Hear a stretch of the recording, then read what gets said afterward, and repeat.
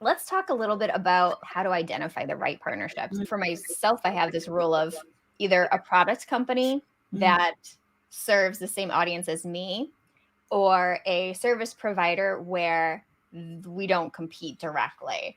Those are my main targets. Although my direct competitors, like Michelle, is on an entire series for April. She's a direct competitor of mine, but we still refer business to each other all the time.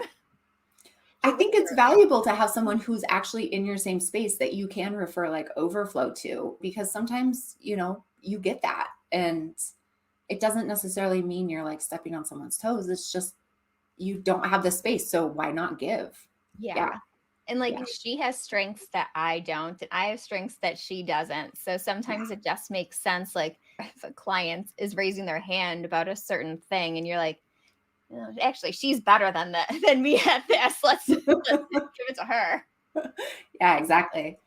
For me on partnerships, I don't usually have like hard and fast rules like you do. I kind of go where my curiosity blows me, and then I'll start paying attention to that person and seeing if they have like gaps in their world, specifically in their content, like maybe in their podcast or what they're talking about in their emails, and if I can fill that gap for them. And a lot of times, because I'm in such a unique niche, Yeah, and you are. yeah, I talk about cold emails in a very different way than everybody else does. A lot of times it's an easy shoe in because people are super interested in cold emails, but the mass advice out there is like so sleazy and Generic. yeah, generic. And you don't ever see behind the email to see like, did it actually work? What happened afterwards? Like people don't share that stuff, whereas I do. If you can start to identify like, what do I talk about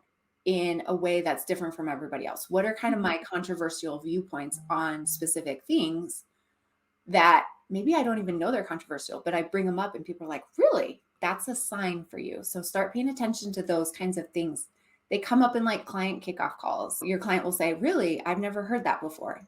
Pay attention to those little signs because that's like an opportunity for you to start talking more about that topic because people are interested in it. And so that might be something for you to like flesh out maybe into a webinar, talk Yeah. about on a podcast episode, but that could be like a really good way for you to talk more about the topic and then start to find partners where you can shoe them in.